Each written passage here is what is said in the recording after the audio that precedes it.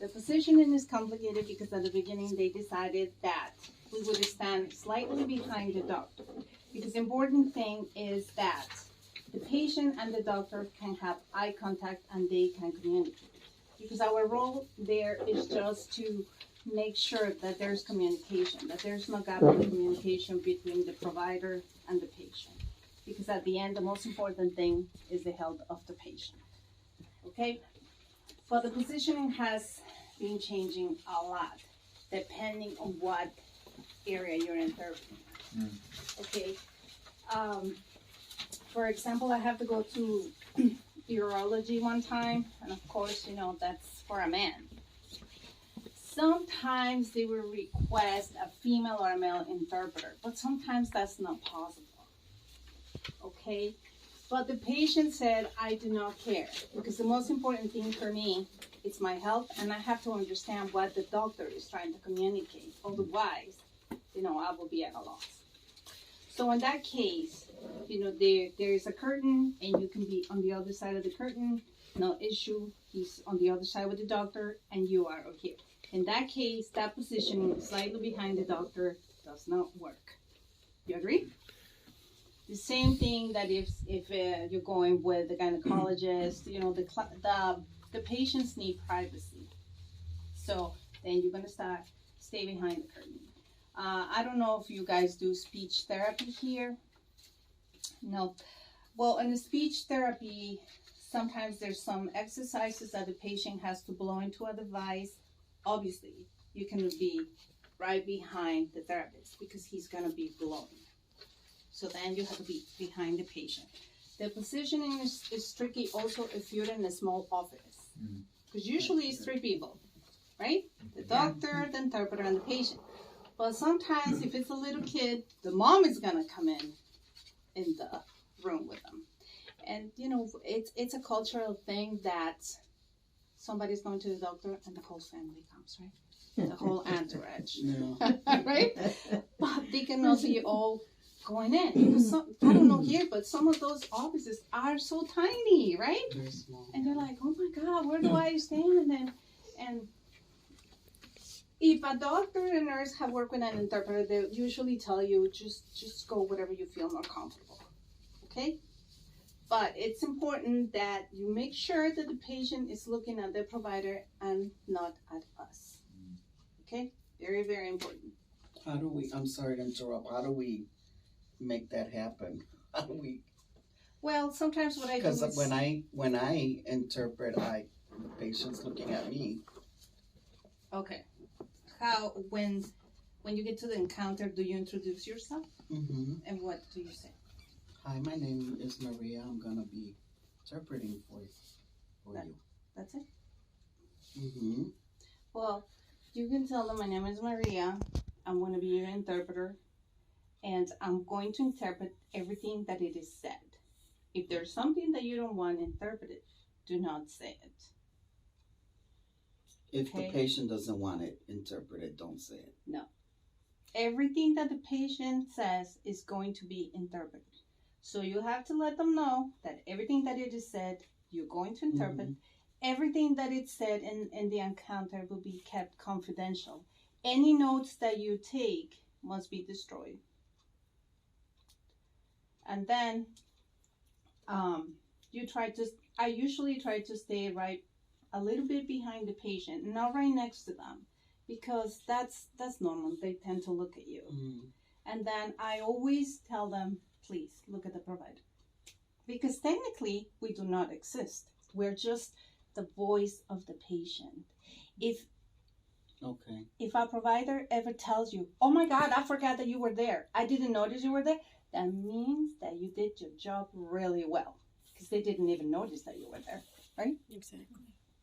You basically would have to be invisible, because we are only the voice of the patient. So it is recommended that you prepare like a little speech before you go in. Okay. So you let them know that you have to let them know that everything is confidential and you're going to interpret everything, just because a lot of people might be cultural. They don't trust you, but they don't trust the doctor. you know what they call the white coat syndrome, and they might feel uneasy. So that's why it's best to introduce yourself and tell them how it's gonna go. Okay. Then we have the number one is accuracy. Anybody has an idea what that means?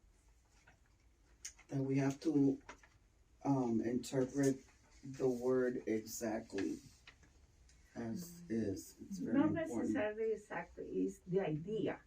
The idea is the most, because literally in many languages, it might be different, the interpretation. Right. Is the idea.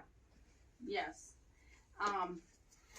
Sometimes they say, oh, you have to interpret verbatim. That's not true, because there are phrases that do not exist in English or in Spanish, or they're words that do not exist.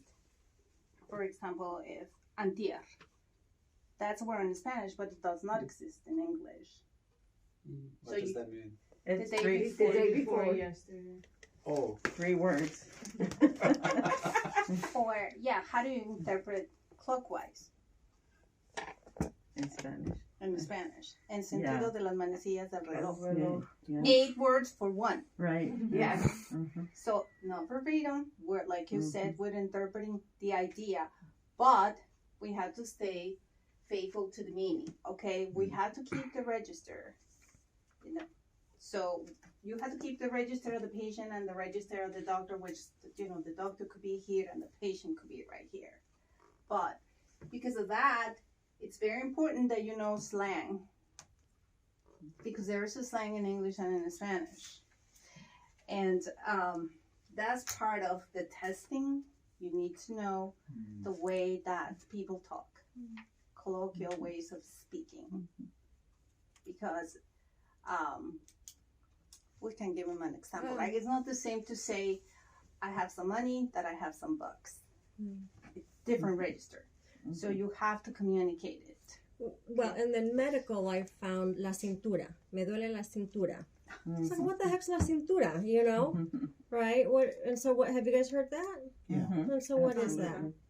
Back pain. Lower back pain, The lower right? back pain, but panza, they use terminology also that is, for example, the farmer. Panza is something that is used in animals, okay? But it's the abdomen. And to that, you guys must learn the parts of the chicken. Okay? And then the You pork, need to learn the parts chamorro. of the chicken. Chamorro. Yes. Yes. And the donkey. Yes, Pigs and the chamorro. cows. So The you calf? have to know. Yes. Oh. Me duele el chamorro. Yeah. El cuadril, right? Yeah. Me duele el cuadril, el pescuezo, la Cuadril is what? I'm rabadilla, sorry. La rabadilla. El Esa es lomo. para El el lomo. lomo, la rabadilla, el pescuezo. So, very important. Learn the parts of the chicken. Why is that? I mean, I don't know, but right there. Well, I think because a lot of them are farmers, and Yes. so they did not get higher education or maybe even high school education, so they know the parts of the farm animals, And the Oh. farm. but not of the And human they body. put it in that way. Me duelen las patas. How many times have you heard that? Well, We and don't then have patas. Yes. We have feet. We have feet. No. So, we have to keep it accurate.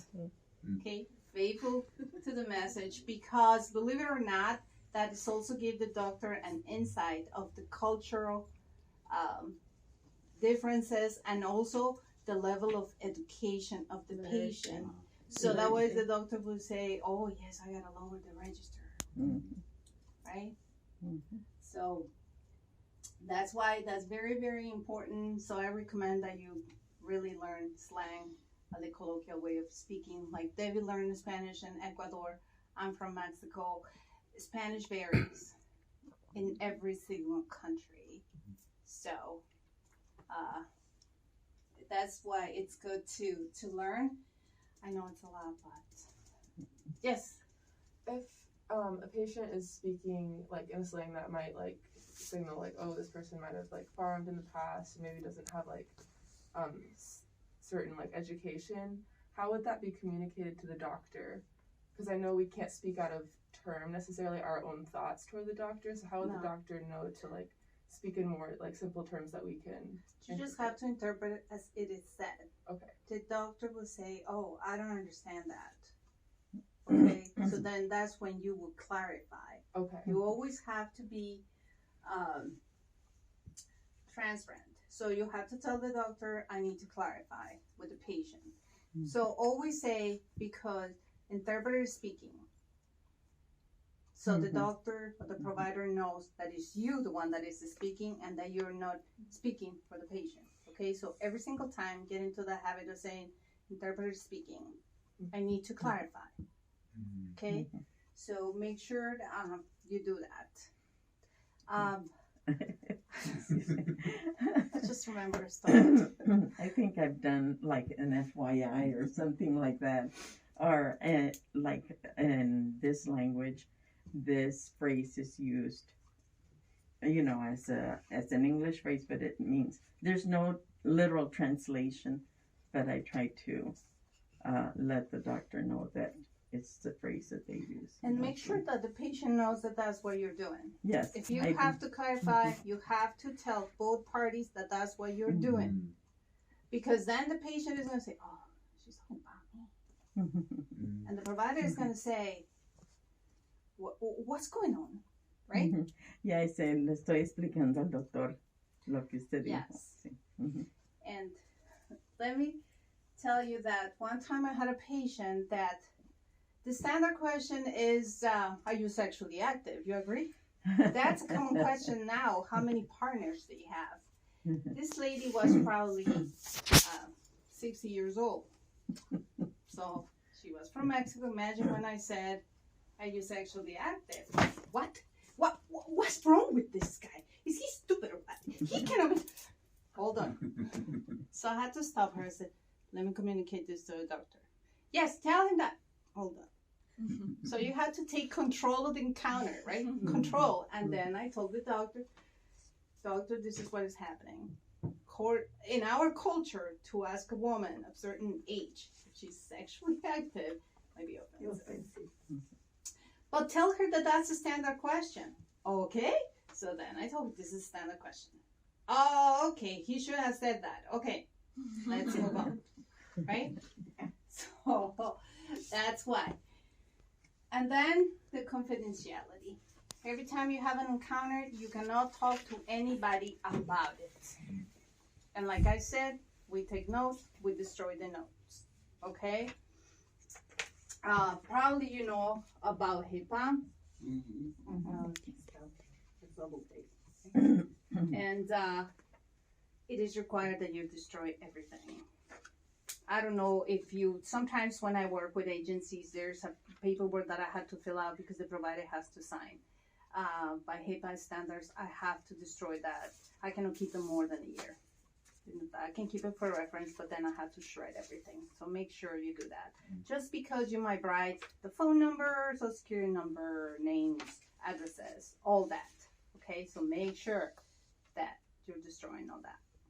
And that you tell the patient that everything is going to be kept confidential. And speaking about this, like I said, sometimes the husband might come with the wife, and you go in with the wife, you come out and say, oh, I want to know what happened. Oh, no. You cannot tell anybody what happened. I don't care if it's, you know, la abuelita or whoever. Doesn't matter. The patient is the one that decides who knows about their medical information because it is protected. Okay? So that's why it's important that you don't talk to the family, that you don't talk to the patient, because you're the interpreter. You're not there to be their friend. So never, ever, ever stay in the room with the patient alone. There has to be a provider with you.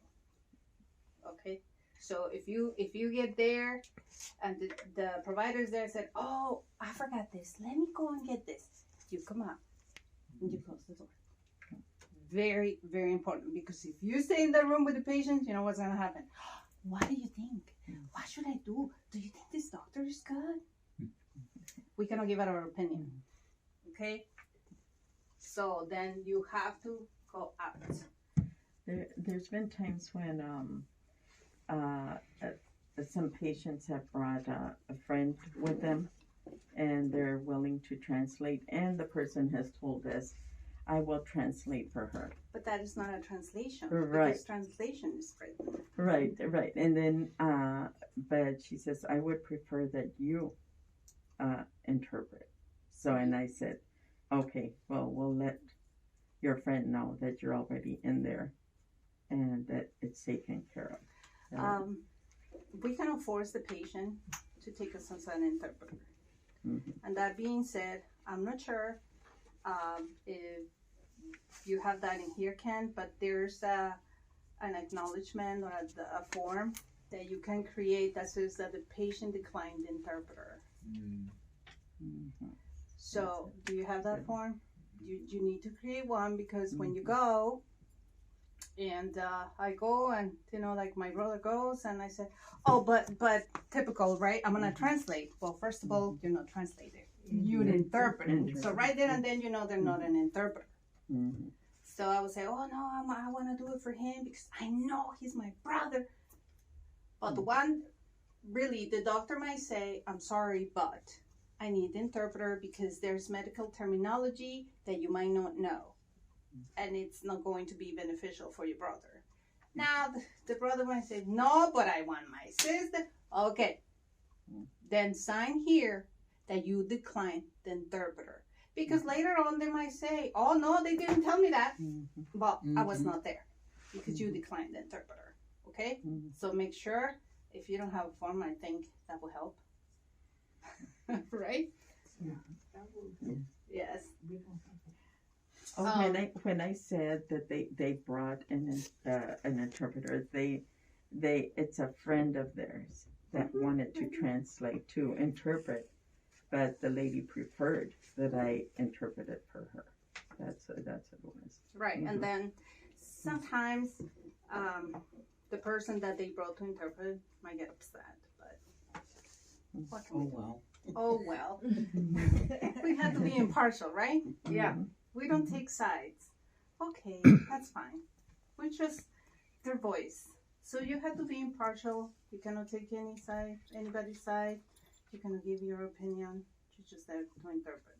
Remember that. And you might be thinking, oh, this is not good. But we can't give our opinion. We have to be impartial. Because at the end, the most important thing is the health of the patient. Right? Respect.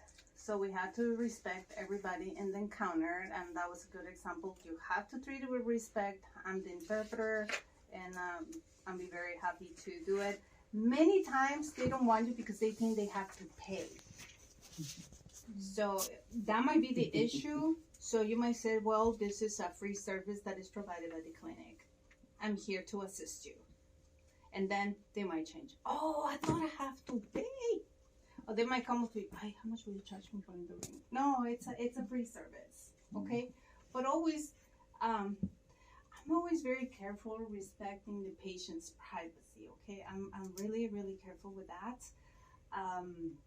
Because sometimes if they're in a hospital bed, if they have diapers or if they have a G-tube, they have to clean that. So a lot of interpreters will just turn around.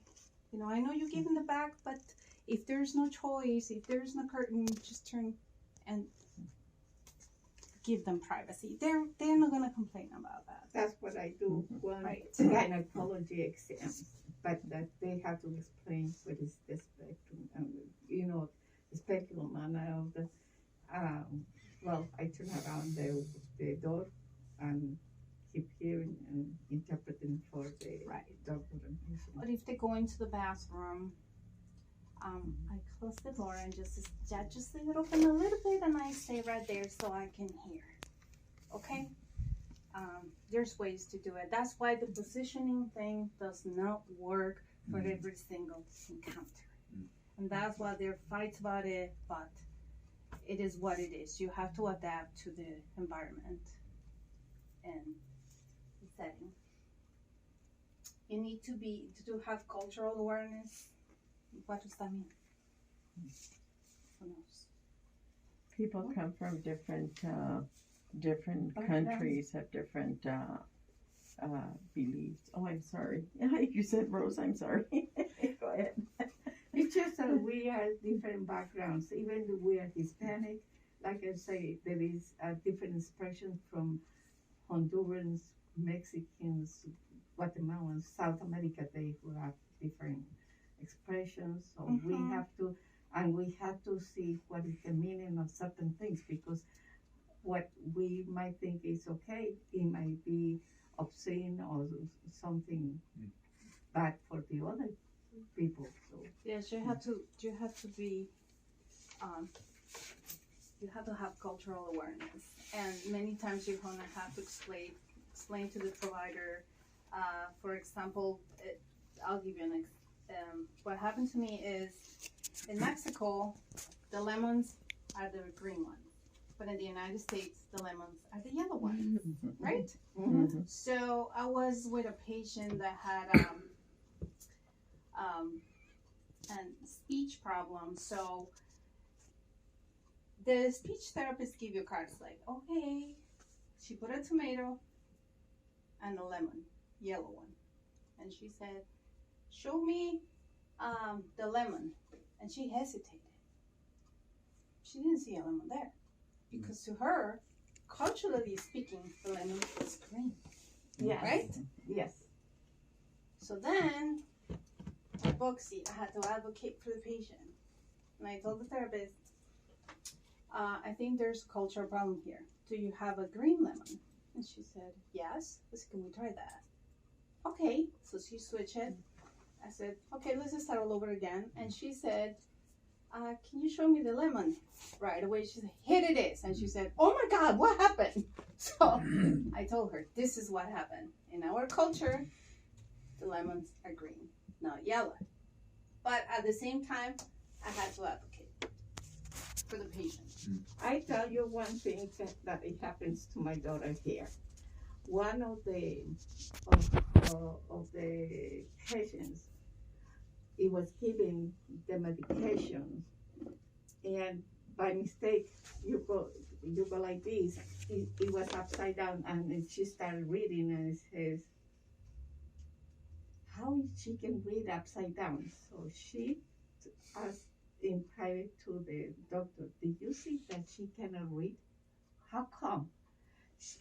The letters is upside down. She by remembering things. So that's is something that you have to cut little details and talk to the providers. Is she cannot read, so probably she knows by memory things. I purposely do that every time. I Yes. always give the forms upside down just to test the patient if they know how to read. We're not supposed to do that. I know, but it's like something I do. You have to, you have to give the patient the benefit of the doubt. Okay, so It was a you have to give it to them the way it's meant to be given. They have to communicate. The patient has to have the first opportunity to communicate to the provider. You know how to read. she didn't, but she did know also. But we how to cannot take the role of that it's outside of our scope. You have to give it, because that's also saying that the patient can do it, that the patient is right here. No, we're not. We have to be professional, and you have to give it to them the way it is. It is true. A lot of patients, the doctors, do you understand? But they didn't. But in a case like that, she was taking the wrong doses. Mhm. Okay, that was not good. No. We had to advocate for that person and say, well, no, this medication is one pill or one tablet per day, and this one that you are taking twice is this one. So we had to try to label by color for the patient to understand which one is one tablet, which one is two tablets, because she couldn't read what it was written there. But the doctor was the one that was explaining all this, right? Yes, when she cut the situation that she couldn't read, so we have to label the medication by color, so she could understand which was doses number 1, doses number So the 2. doctor decided to do by color? Yes. No, you. No, no me. Oh, okay, yes, because that would be outside of our scope. The doctor has to decide. So something like that happens here isn't so much because of, not aware of the rules of interpretation. It's more like every one of the volunteers here, they do more than one role every night they come here. So, they all can be a medical assistant, they all can be screener, intaker, front desk, and interpreter. And so it's a very different environment that we are. But for what you are saying, that makes perfect sense. Yes, but you have to stay within your role. Right. Because then, in legal, they say that then you turn into an expert, and that's a dangerous area. So that's the reason you have to stay within your role. Because then the patient will say, but she told me that this is why I had to do it. And then you get yourself into trouble. Yeah, because So- I'm also a nurse. So it's both. So if you're going to be a nurse, the hospital where I'm at, the nurses stay within their role. They're nurses. And sometimes when we get to interpret, they let us interpret, even if they understand. Because they said everybody has to stay within their role. I cannot get into your role. I cannot be a nurse and an interpreter at the same time. Either I'm a nurse or I'm an interpreter. And we have a doctor that his nurse is from Puerto Rico. She's bilingual. But he always requests an interpreter. And the nurse told me, I have to take notes. I have to do my role as a nurse. I can't do two things at once. It's either I'm this or I'm that. Right, and if I can interject, and I know this is a volunteer place, so maybe, but you still need to protect yourself from legal issues, from getting sued. But like in this case, and in court too, one of the judges is perfectly bilingual. Some of the state's attorneys are perfectly bilingual. It either has to be done all in Spanish, which means everybody has to be bilingual, or it has to be done in English, even if there's one person who's not bilingual. The interpreter has to be there. And it protects everybody. Like this nurse gets protected by having an interpreter there as well. Right. So that's why they have the role. That's why the standards of practice has a role. We have to know our role. We cannot put words in the patient's mouth. We always have to encourage the patient to communicate it first. Okay? And if they can't, then we can advocate. But we have to be very careful with advocacy. That's also like a big problem because some interpreters say, no, you cannot do this, you cannot do that. This is very difficult. You have to really think what you're doing. Like what you mentioned that you flipped the paper, but we have to stay within our role to avoid, like Debbie said, problems. Okay? And that is another reason why, if they decline the interpreter, the paper must be signed. Because if they say, oh, Maria was there that day, and Maria says, no, wait a minute. The friend said that they were going to be there, then how do we know? It's got to be documented. Okay, so to protect yourselves, we have to have that documented. Like in the hospital where I'm at, if they say, oh, no, the therapist might say, I'm bilingual, which some of them are. Okay, put a note in there that it was declined, and they will put a note in the patient's chart that interpreter was declined because so-and-so therapist, whatever, it's bilingual. Everything has to be documented. Just protect yourself, like Debbie said. Everything must be documented. We have to stay within our role. So you have to pick, am I this or that? Okay? And then we have the professional development. I don't know if David mentioned, but you can become a certified interpreter. You also, like Debbie was making copies of all the organs of the body. We recommend that you study.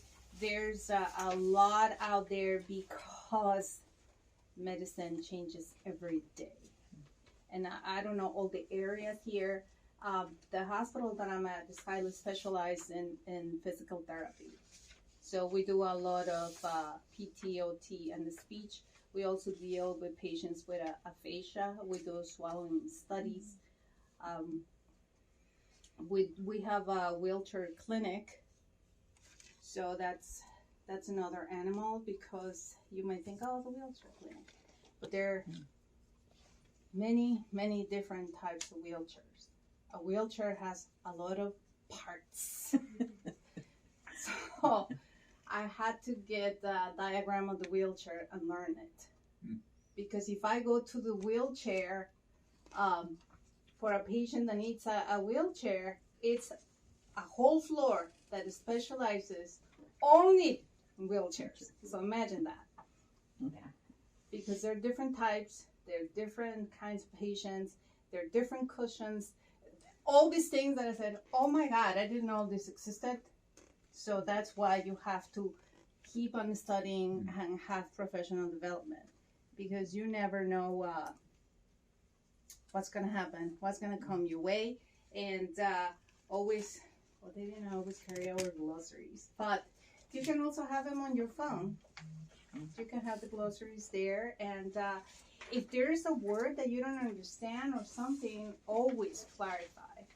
Always say, interpreter is speaking, doctor, I did not understand that.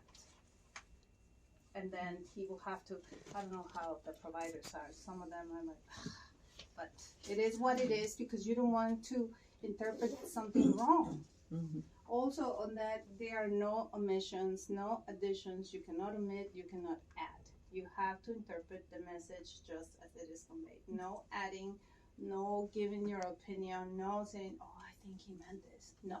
Mm-hmm. So I'm just going to interject something, since I do interpret for Ken here. If I, like Anna said, if you don't understand something, I will say, interpreter's words, Dr. Park, is this what you meant, or can you explain this to me? And on occasion, I have understood what he said, but I don't think the patient will have understood it. So I will ask that for the benefit of the patient. And again, because this is the volunteer clinic, I think we might be able to have a little more leeway with that than like Anna and the hospital setting that she's doing. But again, I always say it as a question, and interpreters speaking. Dr. Park, will you explain this a little bit more? Yeah, because like we said, there's the health of the patient, and if they're taking their meds wrong, or if they don't understand that they need to get their CT scan tomorrow, versus in 3 months or 6 months, or whatever the case may be, that's the most important thing. That's very important. But you always have to communicate with the provider and the patient at all times, and be clear and clarify, because some of the people that we take care of, like somebody was mentioning, they didn't finish grammar school, right, or elementary school. I had some that say, I don't know how to write, I don't know how to read. Or the patient that had a stroke, they might lose their ability to read, or their ability to write, or their ability to think. I don't know if you have a lot of those patients here, but in the hospital, we get people that, your life changes in 1 second. And they had a stroke, and now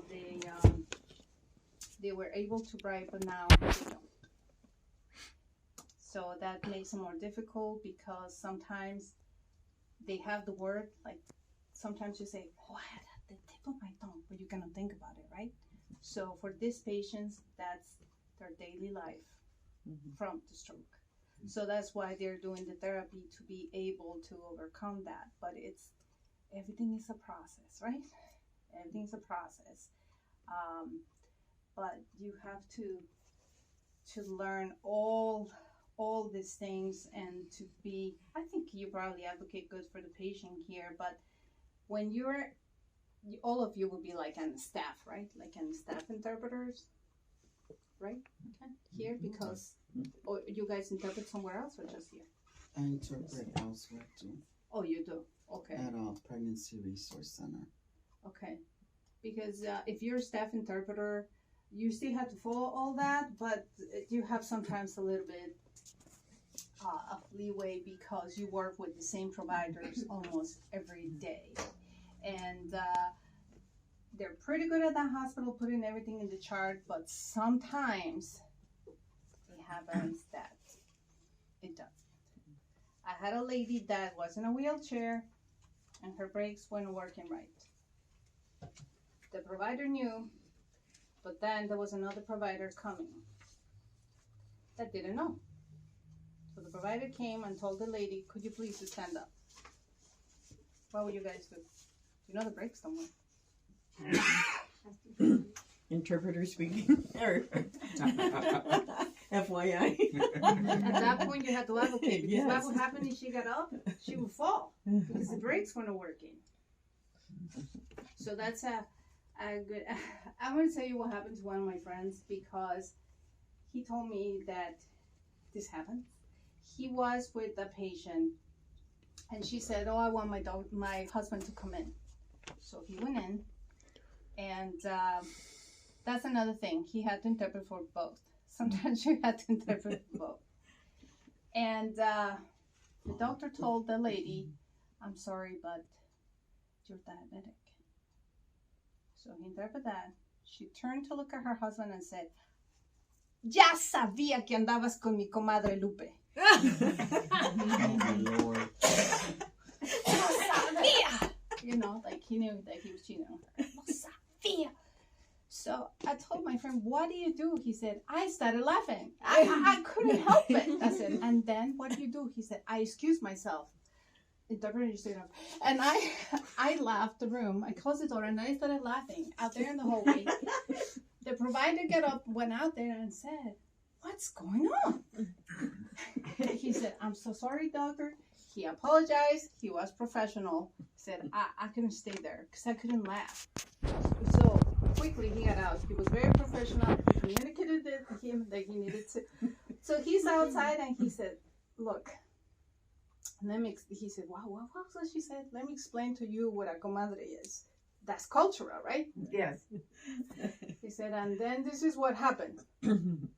"Oh, but diabetes is not a contagious disease." I said, "Doctor, I think we can go back in." So then they went back in, and the doctor said, "Diabetes is not a contagious disease." What did she say? Well, like, That she sharing still it believed there. that he was going out with Comadre Lupe. That was another She was woman. not convinced. And that's why he got diabetes. She probably thought the doctor was on his side.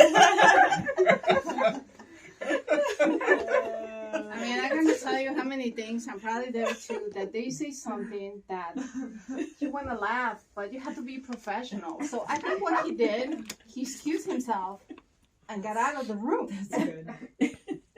But, you know, he had to keep his role. He had to tell him about the cultural awareness. He had to respect the patient. That's why he got out, right? And he had to advocate. He had to do a bunch of these things at once. He's been doing it for many years, but he said, "Oh my God, I couldn't believe it." Excuse me, for their sake, that they don't understand. Some of them don't understand what a comadre Comadre? is. We got the joke. No, comadre is usually the godmother of one of your kids. Yes.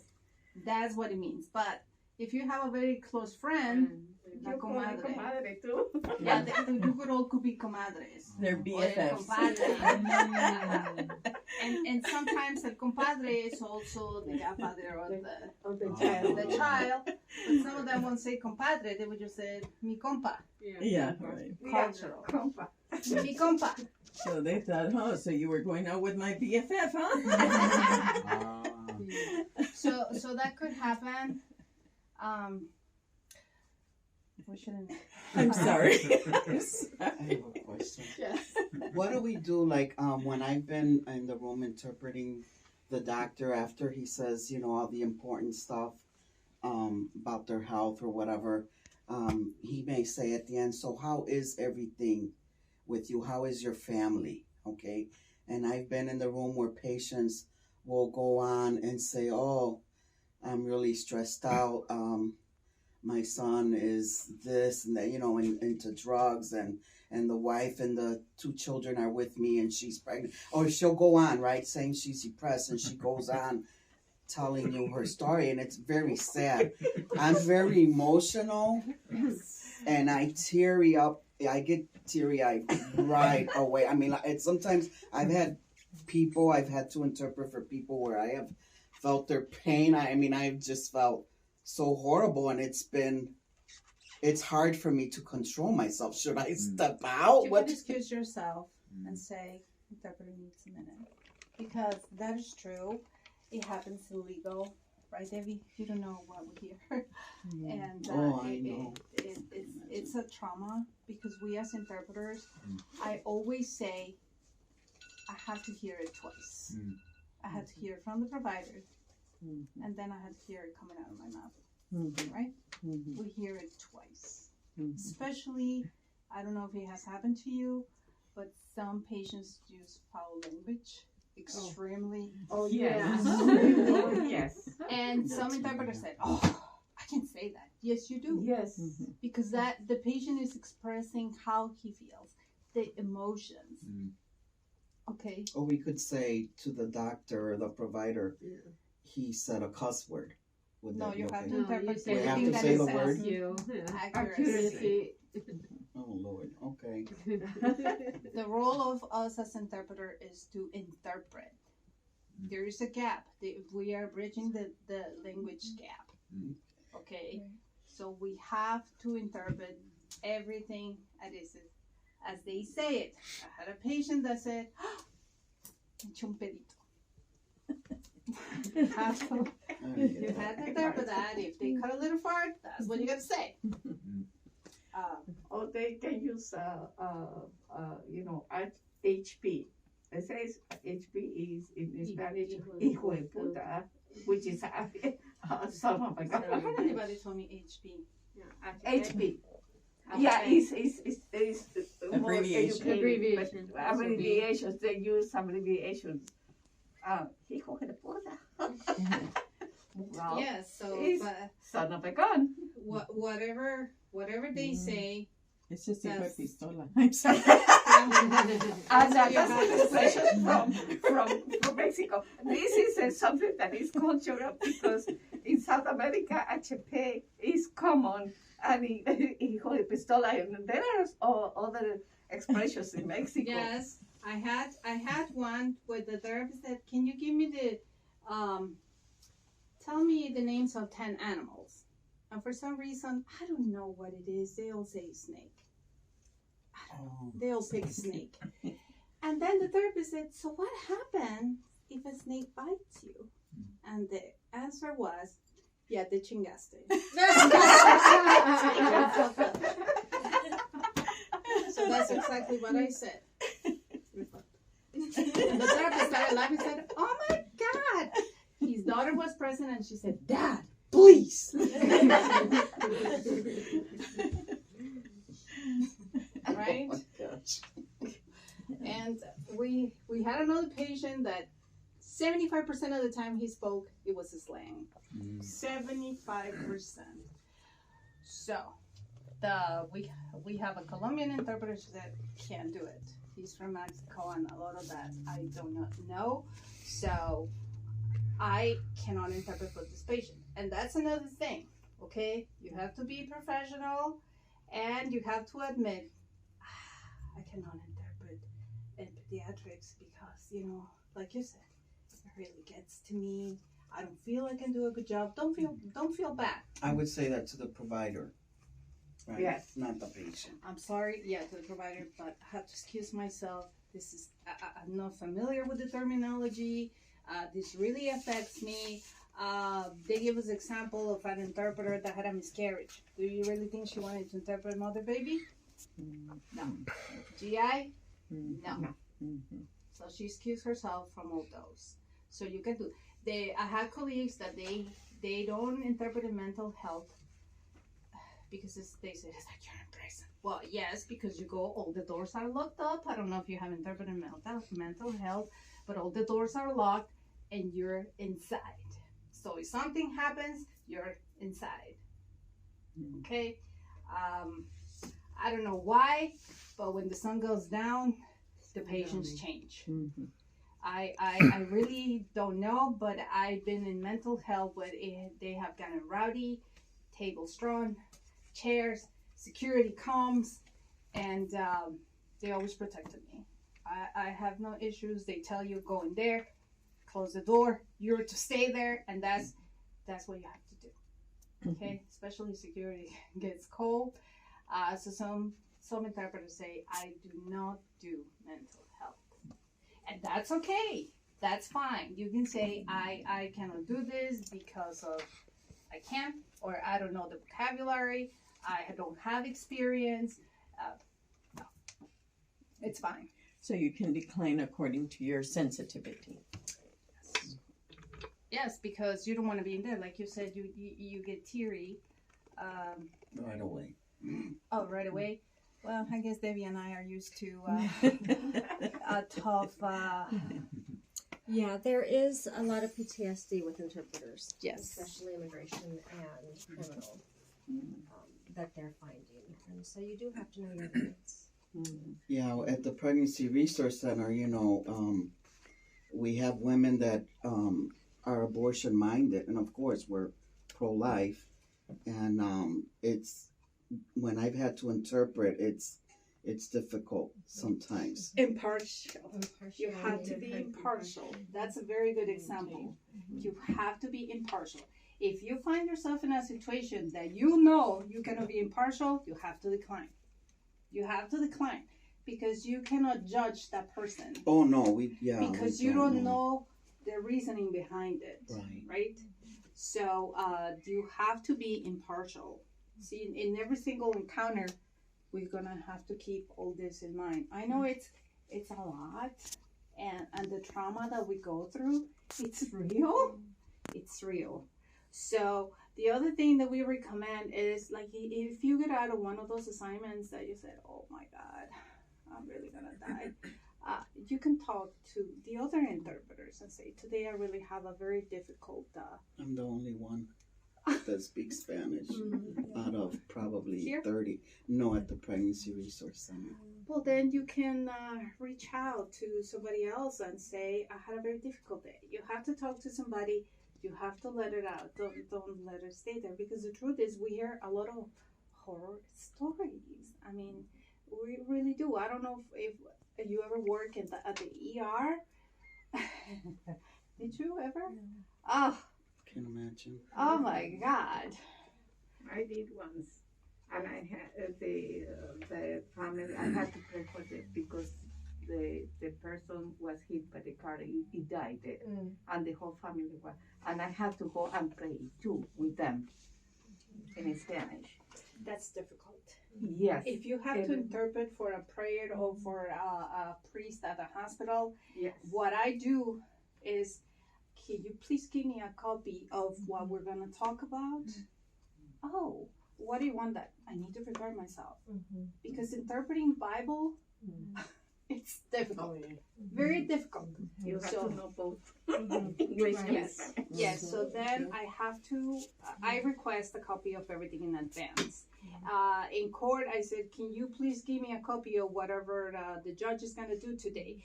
And you know what? That makes you look really professional. They will respect you more if you say, I need a copy of what we're going to talk about. I need to research it. I need to see if I know all the words. Or I need to see if I don't know anything about it. So they will respect you more. It's the same way that if you're interpreting and then you omitted something and you finish with encounter and you said, oh man, then you have to communicate it to the provider. At this point, interpreter speaking, I omitted this, but I want to make sure so you can add it to the chart. Okay? Right. And interjecting two things off that, and if there's an error, so in court everything's on the record. So if I realize that I've made an error during testimony, I will go back. If there's a break, I might look something up on my phone, and then I'll have to go back on the record and just say, interpreter's words, the interpreter believes she made an error, that word, and I'll say the word that was in Spanish, and then my interpretation, and then what I believe it should be changed to. And that's especially when we're talking about colloquial, things that you've never heard from Cuba or El Salvador or someplace new to you. So a lot of research. So when you were talking about interpreting prayers or Bible verses, fortunately it's on the phone. There's a lot of resources now. You can look up the Lord's Prayer. You can look up a marriage ceremony. There's a lot of things you can look up. So if they'll tell you, you just say, to the priest maybe, can you just let me look that up so that I can read it? Why would you reinvent the wheel? It's already there on the internet. A couple of resources I was telling to some of the girls here before you came. There's this unabridged word magic. It costs about $25. Sometimes they have it on sale. Unabridged. It's called Word Magic, and you you can download it to your phone for when you don't have internet. If you have internet, I use wordreference.com. What's great about that is the forums, because a lot of things you're not going to find a good translation just in their dictionary, but you can read the forums to find out how it might be said in a different country than the country you're from, right? And so those are two great resources. And like Anna said, we also carry our glossaries, which was a lot more important before the internet. Like I started in 2012, we didn't have as many resources on the internet. No. But keeping all of our glossaries with us. So I've made a whole bunch of pictures if you want to take. And then the other thing I made, this is kind of like a glossary for Bolingbrook that I started making. Like I said, I always make glossaries. And there's just a couple things that are good. Anna, are you still going, or are you done with your presentation? You can go ahead. I just wanted, when I took the CCHI, I created my own binder to study. So I put all my information, like Debbie said, I have different glossaries in there. I made notes, and I took some of the classes. If you really want to get certified, which I recommend you do, I recommend you create a binder. I did the same with legal. I have a binder for legal. I have a binder for medical, and I have another binder for, what's the other one? Education, because I interpret in the schools also. So I have another one for that.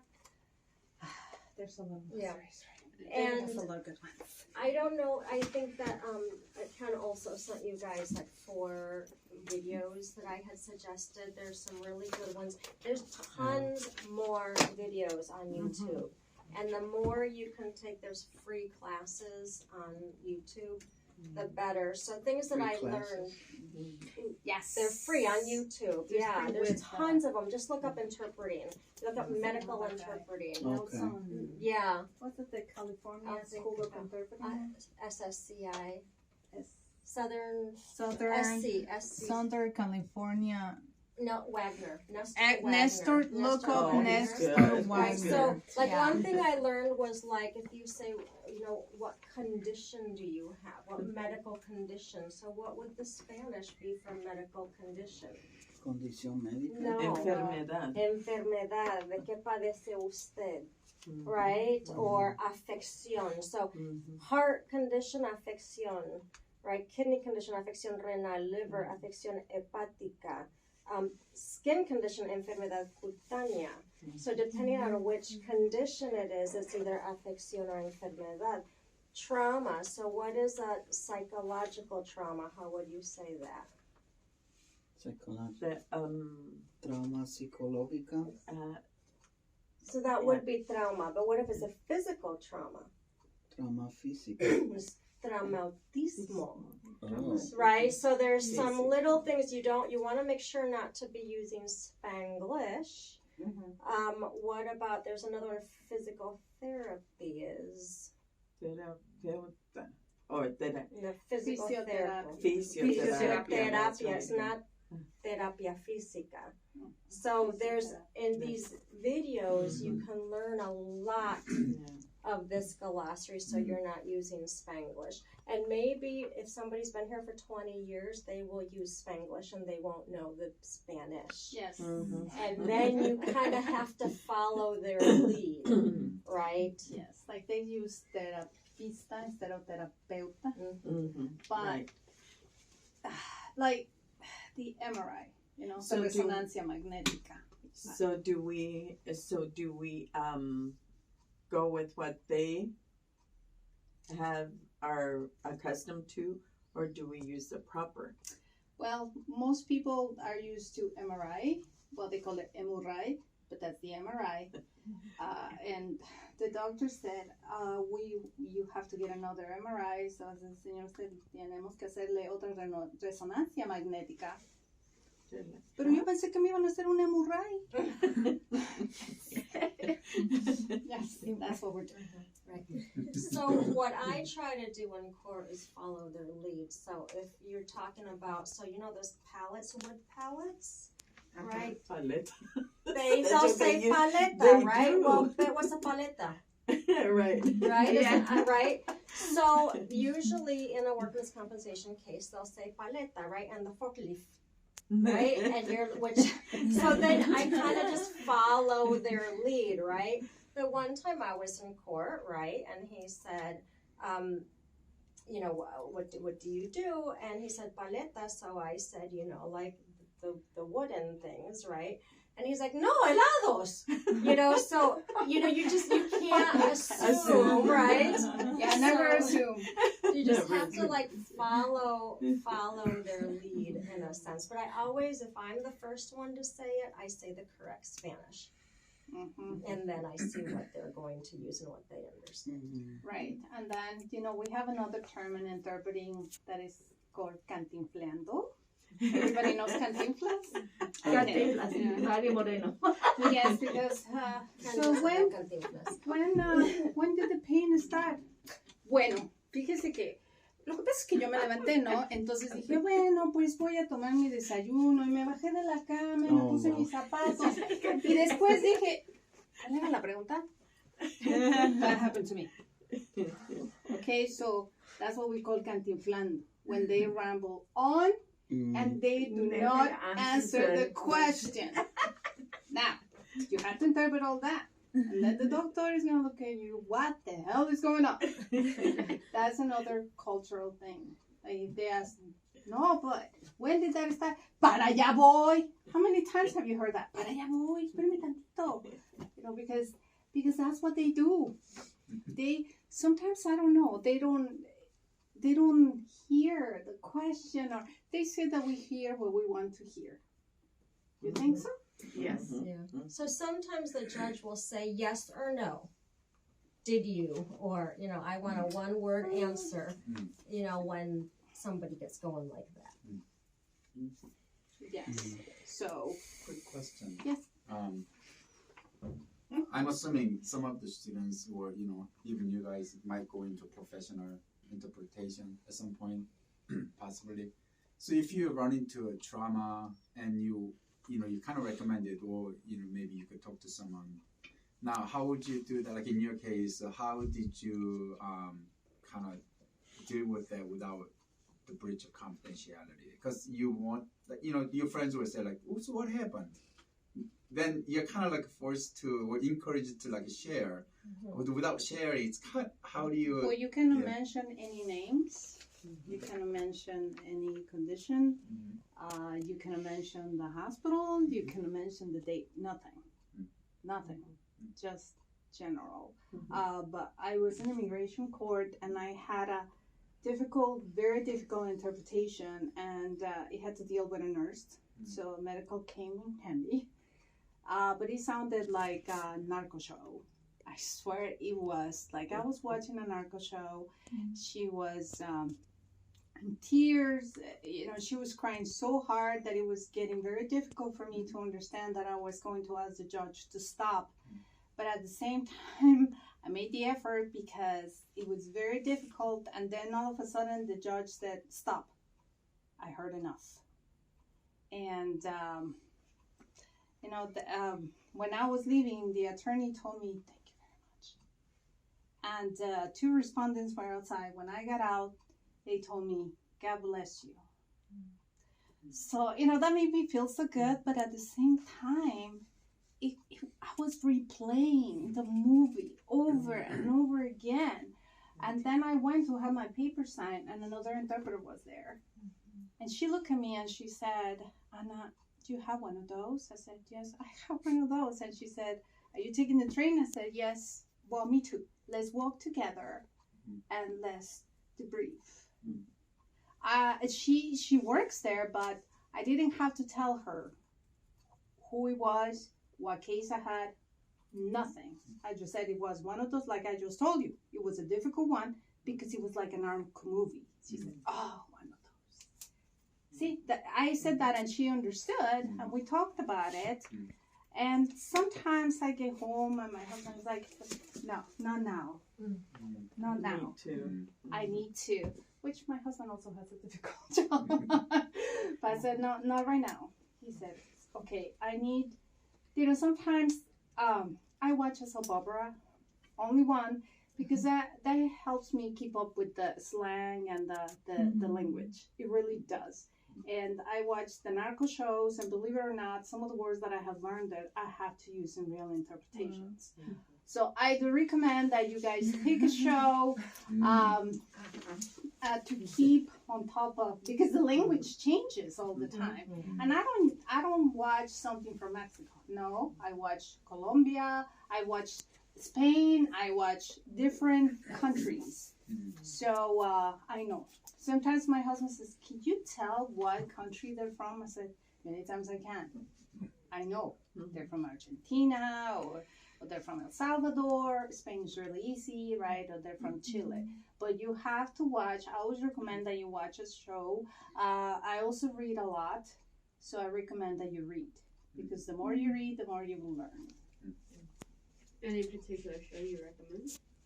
Particular show? I watch all narco Caso shows. cerrado. No. You look for narco shows. No, I watch like La Reina del Sur Oh, yeah. Oh, okay. because they were in Mexico, they were in Spain, they were in Colombia. And let me tell you that there was a part that they had this guy from Colombia that was from a specific region. It was really hard for me to understand him. So I would rewind, and now when I see him in a show, I understand everything he says. But at the beginning, I couldn't. Is there a show like House in Spanish? Like, Like a doctor show. Doctor House, Have you been watching it now? there was a soap opera I recommend it. that with doctors, but it ended, but it was good. I can't remember the name of that, but it was in a hospital. Yeah. And they were in the ER, and then people were transferred to the floor, whatever that they had to be. I can't remember the name. I think it was called Médicos Línea de Vida. Yeah, there's one from If Spain. you watch that, From Spain. you would learn a lot of and some of their diseases that they were talking about. I said, what is that? I don't know about you, but if I'm watching a show and they come up with a word that I don't know, I don't have my dictionary. What is that? Oh, okay. And then sometimes I will write it down. Oh, I gotta learn that. I have a notebook next to my TV, Yes. and then I'll just write words That down. sounds really odd, right? That's what interpreters do, I think. We're just But always that's- curious about that's- how would I say this, or Yes.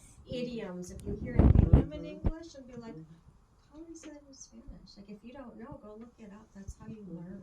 Yeah, like I told my brother the other day, yes, I think está ahí, sí, cuando mueves el picaporte.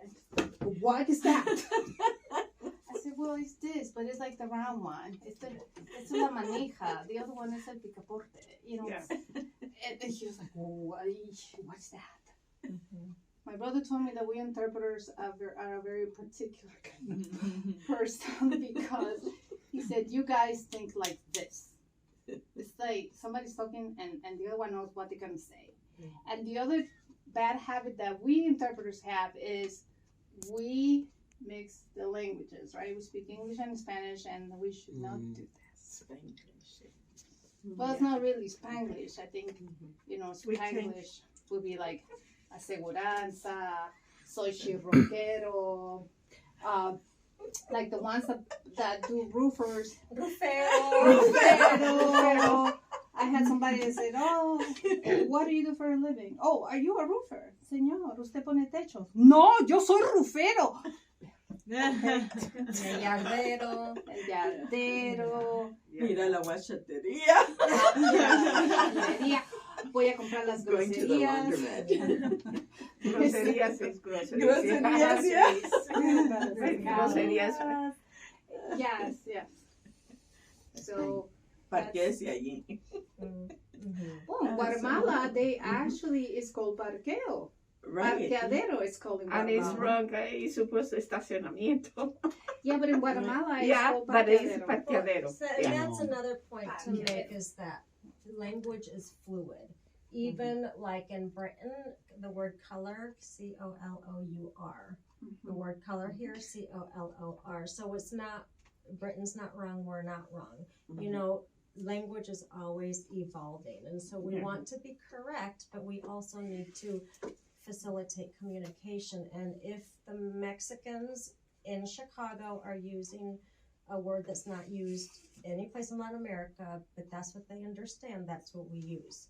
Right. To facilitate the communication. That's, that was one of them. We have to use, my other interpreter friend, she's from Barcelona. So she was not saying frijoles, she was saying alubias. I said, no, you cannot use alubias here. It's frijoles. Pero, hombre, pero es que es alubia. No, you gotta use frijoles, okay? Si alubias, they won't understand what you mean. No. I say caraotas. How That's you Venezuelan. how you interpret, because I know I have my cousins in Spain. He used voceo, voice tenés. This is something that we don't use That's except proper. for Argentina.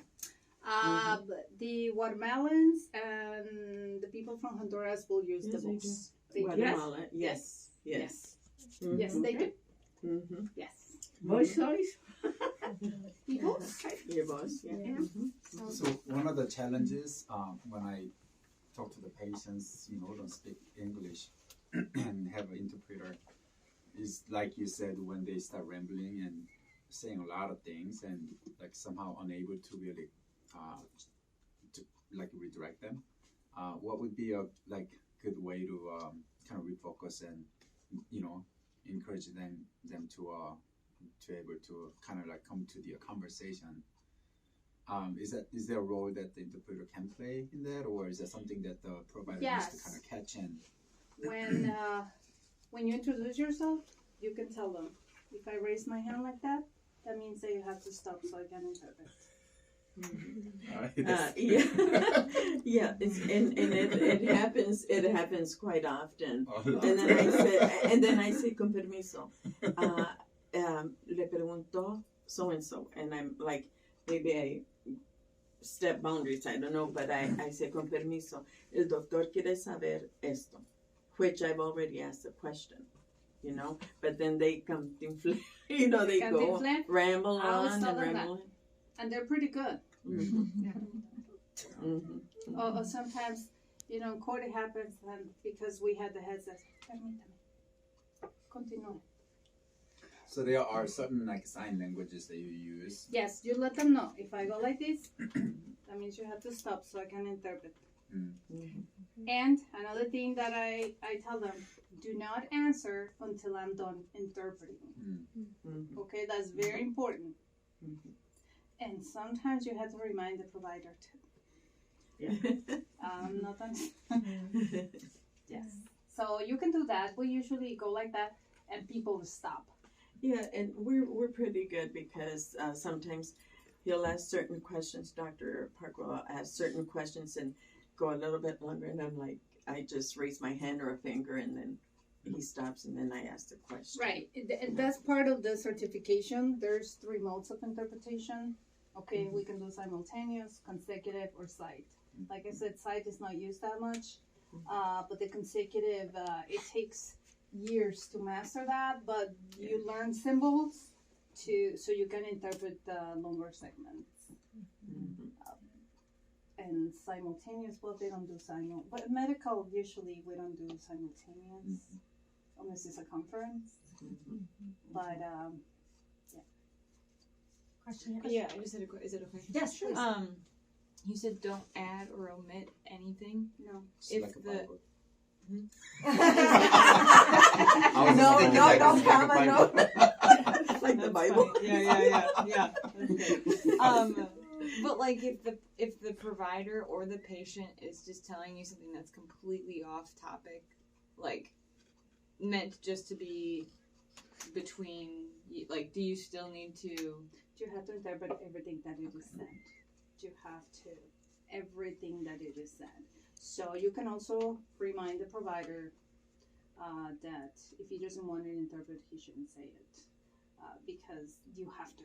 One time I had a patient, the provider went out faster than me, so I was leaving, and the patient said, "Oh, I think my foot hurts because I fell yesterday." So I told him, as soon as the provider comes, I'm going to interpret that. No, you don't have to. You don't have to say it. Remember? If you don't want me to interpret, do not say it. I told the provider when she came back, and it turns out that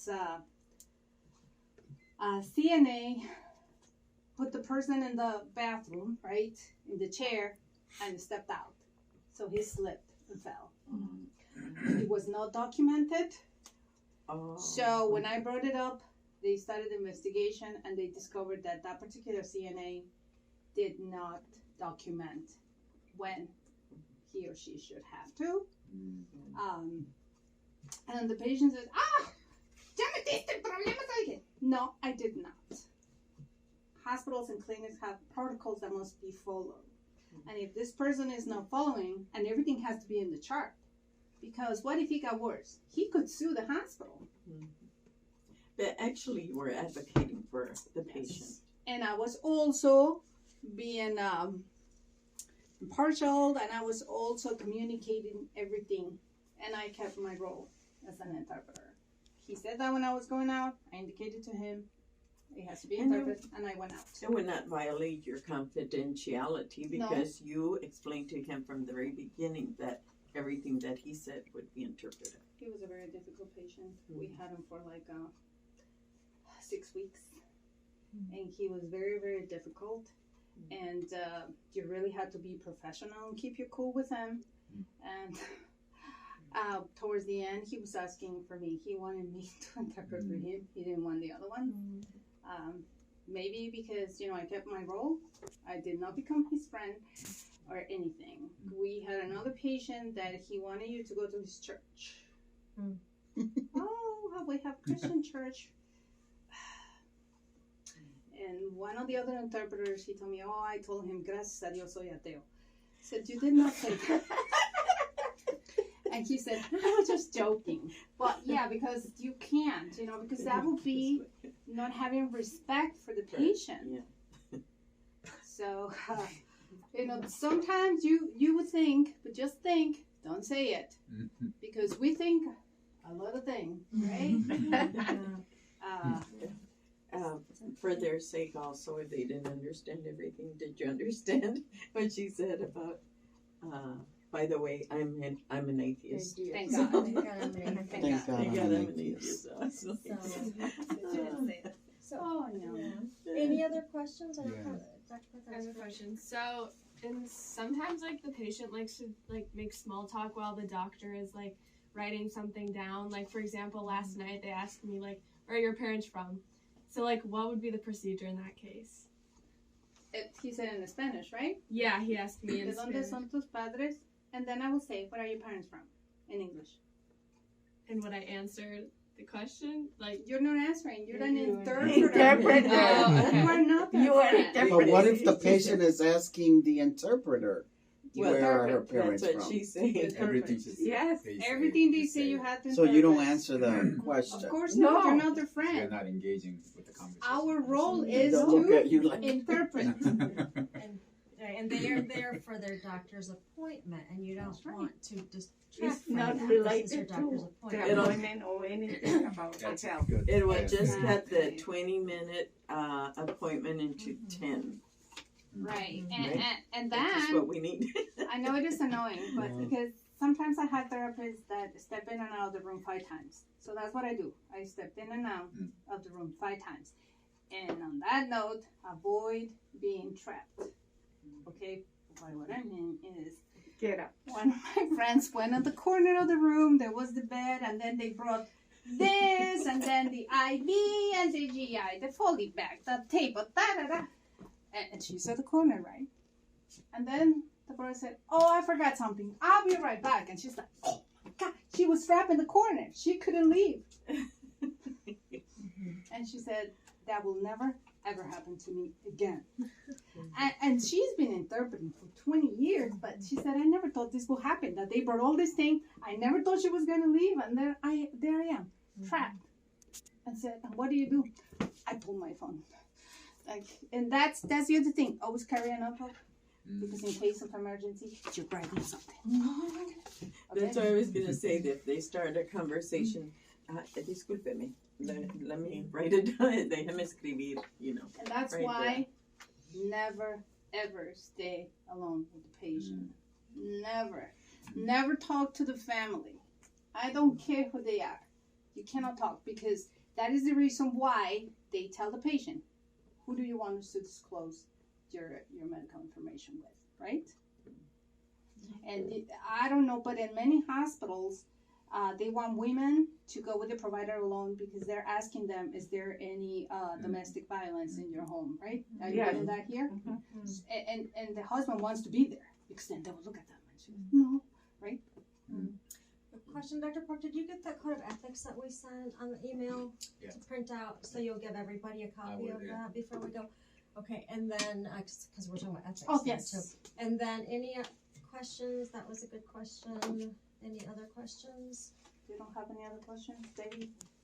About the interpreting, you said that there was a 60-hour class that you had to Yes, take. This is another site that is called Interpret Your World in YouTube, and they have all this bunch of videos that you can see. Nestor has some videos for free because that school is very expensive. Do all the free YouTube stuff you can find. That will help a lot. And then it's called CCHI. Is the everything here? You can get a certificate. Are they doing those classes online because of COVID, or is it in person now? Do you know? The 60 hours they're doing them online. They used to do them in person, and the truth is 60 hours is not gonna get you to pass the test. You have to practice. And that's just if you want to become certified. If you want to become certified, yes. But all those free, you can do all those free YouTube videos, and really, I did not take any classes to certify as a court interpreter. I do not encourage you to do it that way. When I started interpreting, they didn't offer classes around here. They didn't even offer certification, state certification when I started. So I was self-taught, but I don't really encourage you to do it that way. There are many programs online. Wabanzi School has one for court interpreting, a 2-year program, I think. I don't know how. A friend of ours, a colleague of ours, teaches it for court interpreting. Yes. But there are so many programs now, and anything free you can get, I would say. Just listen to free things. How do you say provider in Spanish? Oh, well, provider. You can say proveedor because I say profesional de salud. Profesional de salud. Yeah, because it's un profesional de la salud, because it could be a doctor, it could be a nurse, it could be a physical therapist, and profesional de salud. It's just I have that bad habit because I work in the hospital, so we talk the PT, the CNA, and so I think that's a bad habit. The general practitioner. And how would you say therapist? Terapeuta. So you can go ahead and take on your way out. Here's some general what I use here at Bolingbrook, but do your self-study. Look at online. One thing, is there any like request, from you guys that maybe it's class like this or class maybe a little different? If you have any thoughts, any requests about the class, let me know. Maybe one more, class that focuses on something different, or things like that. I think that will be helpful to know, and maybe we can ask her to come over and do a little different class. So if we want to learn how to interpret, say, body parts or medical terms, we could go to Nestor Wagner. Yeah, they have some free videos for, and his videos are like an hour and 20 long, but he explains very well. And then they will talk about the, they call it Fosami, the fake friend. You know, like, the one that she was saying, condición, like condition. But in Mexico, sometimes they say, presenta un 4%. Or like people who are starting. Yes. Okay. There's a lot of Like, different presenta ways. un 4 before they start. Eh, Like like, I learned a lot of physical things that therapy is apparently I've not been physiotherapy. doing correctly. Physiotherapy. So I think it's not important that people like Physiotherapy. listen to Physiotherapy. things Yeah. before they And start. the person that does the therapy is physiotherapeuta. There's also the physiatra, el ortopedista. There are a lot, like the ones that do the lungs, respiratory. Eso es neumólogo. Can you pass that around? Técnico en neumología. Quarterback. Respiratory technician. Oh, you know what? We can make another copy of those. How do you say endocrinologist? Endocrinologist. There's some words that are hard to pronounce, okay? Yeah. This Well, one then we has have like- to- Yes, we need Quarter one of more it. copy of that. Yeah, that's for you to take. Look over there, there's all of the sheet just. Oh, there's a bunch I over have there. one. No, Oh. it could be her stack of Oh, papers. yeah. Something like that. Jennifer, can you make This one is more like copy of this one. this? Yeah, that's for you to Yeah. keep. Do you have this to match? Everybody has Okay. one.